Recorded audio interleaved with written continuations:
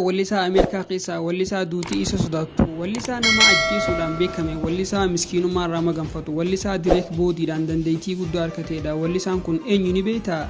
Inni Young Boy Never Broke Again jaama akka faranjiitti bara 1999 Oktoobar 20 keessa dhalate magaalaa Ameerikaa Baatirraash keessatti. Inni waan nama rifachiisu keessa akka faranjiitti bara 2010 keessa akkoon isaa dhukkuba onneetiin iraaduute. Sababa akkoon dhukkuba onneetiin iraaduutetti inni if tajaajila eegaleedha. Kaayyoon isaa inni ijoollummaa raapparaa fi wallisaa ta'uudha. Inni jireenyi waan itti jabaate jecha barnoota isaa kutaa 8 dhaabee makiinaa raabbaatu heete waan istiidoo ofirraa kafalaa kan turedha. Inni jechuun nama kaayyoo isaatiif du'u tokko osoo hin turin maqaa shakkamaatiin qabamee baatija hidhamee ture. Sanbooda eegaa mana hidhaa irraa booda inni wallee isaarratti likkitti xiyyeeffachuu eegale. Sanbooda likkitti walleerra jabaachuu eegale. Young Boy baranni wallee itti eegale bara 2015 keessa isaa amata 14 eegale. Garuu yeroo waan nama ajaa'ibsu keessa inni yeroo gabaabduu keessatti kan beekamedha.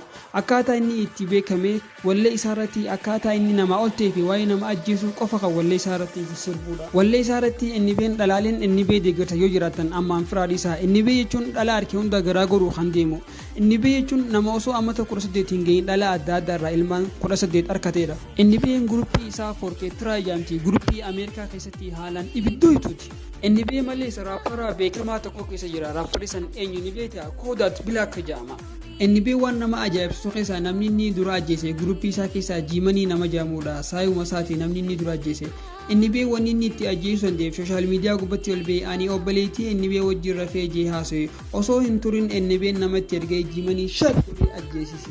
Lolli isaa katti aanu eenyu wajjin beektaa? Oblaak irraa kan maqaan isaa King Boy itti gaafatamaa Oblaak kan akka faranjiitti bara 2020 Nooveembara 6 keessa du'e. Sababni inni tudee sababa inni wajjin lola wayin biifee eegaleef jecha. Sababa inni fi King Boy lolli isaa akkaataa itti eegalan isni hima. Guyyaa tokko King Boy Instagram gubbaa laayivii banee wallee inni irra reakshinii tokkota tuttuqeedha. Sammalees osoo hin turin jaalallee inni jalaa fuudhee Instagram gubbaa gallakkise. Sababa kanatti inni fi King Boy lola guddaa kan eegalanidha. Sanbooda lola inni fi King Boy walolanitti guruppiin gurguddoon lama walitti buute. Guruppii inni Forkee Tiraayyaamti kilaba tokko keessatti wal argan. King Boy garuu guruppii isaati wajji Oblaak wajji achirra jira. Garuu inni guruppii isaati wajji guyyaa san achirra hin turre.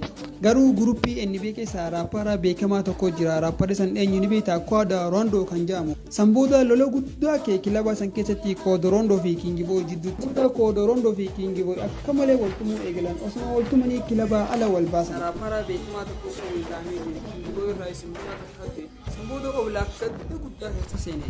Yeroo sanitti inni walleedhaan Oblaak fi King Boy du'ee tuttuqe.